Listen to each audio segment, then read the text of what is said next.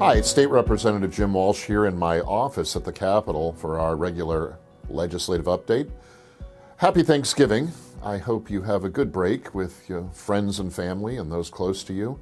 I'm thankful for the opportunity to speak with you like this today about things going on here at the Capitol in Olympia. I'm going to talk about two main policy points today: fiscal, financial, tax related. The other, it's a crime and public safety issue. But first, the fiscal financial tax issue. As we've mentioned before, the hottest topic coming into the new session, which starts in January here at the Capitol, is going to be whether a new round of state taxes are necessary. Our operating budget, the largest of our three budgets here at the state Capitol, is again showing a projected deficit in the midterm, and that will have to be addressed somehow. I'm concerned that we have created a situation with our budget process here at the state Capitol in Olympia that basically creates an ongoing budget crisis. That is, an ongoing projected shortfall, particularly in our operating budget. Remember, three budgets: operating, transportation, and capital construction. We're talking about the operating budget here, and that's the largest of the three by far. Under state law, when we pass a budget, we need to show the ending fund balance, basically the bottom line at the end of the budget period for how much money is left after all of the state government spending. That number has to be positive, and that is how we define a balanced budget here in Olympia. For the past several years, our operating budgets have had such a small positive ending fund balance that just about any economic change or policy change of any sort pushes it into the negative. We need to pass budgets that have a healthier ending fund balance that can absorb small changes in economic conditions or tax revenue projections. We track our tax revenue projections on a quarterly basis here at the Capitol, but we only pass the operating budget in full once every 2 years. So we need an operating budget that can absorb any changes that may happen during its 2-year period.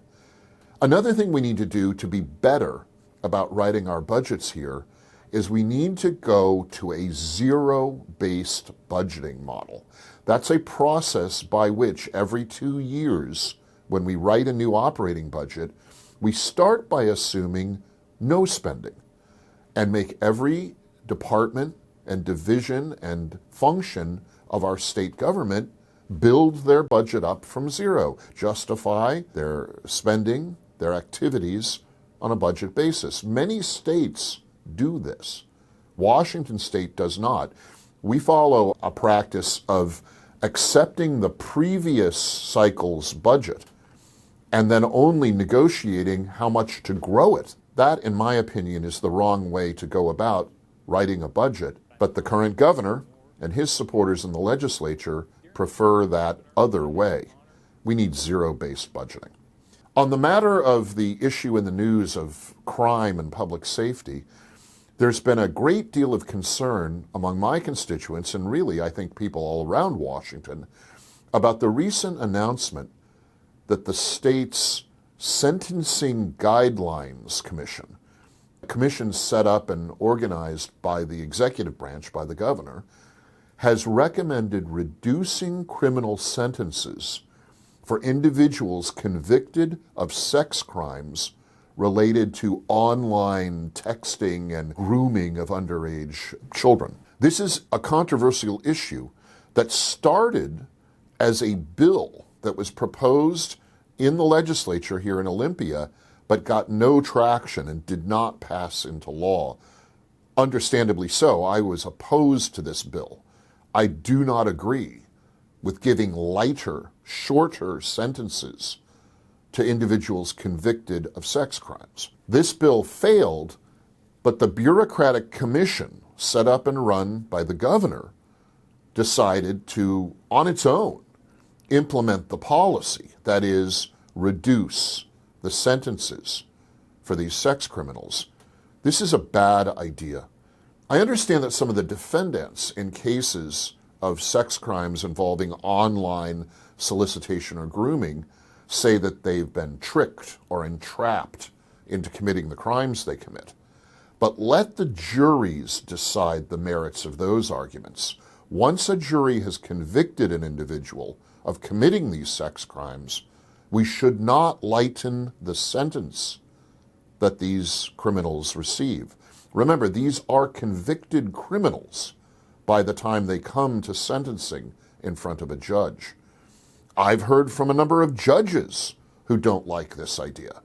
They want to keep the ability to give a more strong, a more robust sentence to a criminal who's committed online sex crimes.